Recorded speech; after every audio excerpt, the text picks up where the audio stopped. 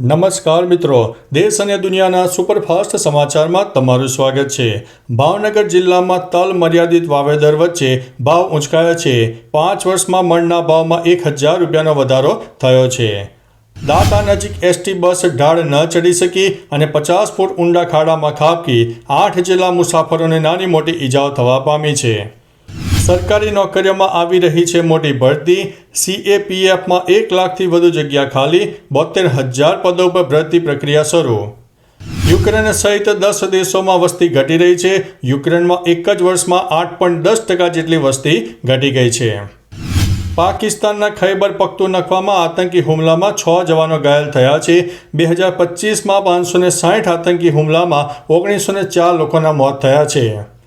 ભારતીય રેલવેએ VIP કોટાના નિયમોમાં કર્યો છે ફેરફાર। તત્કાલ ટિકિટ માટે 1 દિવસ પહેલાં કરવી પડશે અરજી।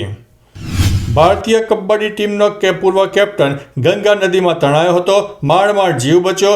રાહત ટીમ ભગવાન બનીને આવી ચડી। ગુજરાત ATSની મોટી કાર્યવાહી, અલ કાયદા સાથે સંકળાયેલા 4 આતંકીઓની ધરપકડ કરવામાં આવી છે।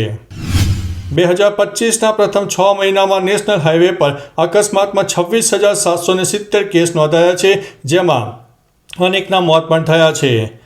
દહેજ મામલે FIR થાય તો 2 મહિના સુધી ધરપકડ ન કરશો, હાઈકોર્ટના ચુકાદાને સુપ્રીમ કોર્ટનું સમર્થન। ઇરાદાપૂર્વક લોન ન ચૂકવનારા 1600 ડિફોલ્ટર્સે બેંકના 1.62 લાખ કરોડ ચાવ કર્યા છે। સંસદમાં આંકડો સામે આવ્યો છે। ભારત સામે પાકિસ્તાન ઘૂંટણીએ, તમામ મુદ્દા ઉકેલવા રાજી છે। શાહબાઝ શરીફ વાતચીત માટે હવે તૈયાર થઈ ગયા છે। તો ચાલો મિત્રો, ફરીથી દેશ અને દુનિયાના સુપરફાસ્ટ સમાચાર લઈને મળતા રહીશો। ત્યાં સુધી અમને રજા આપશો। નમસ્તે।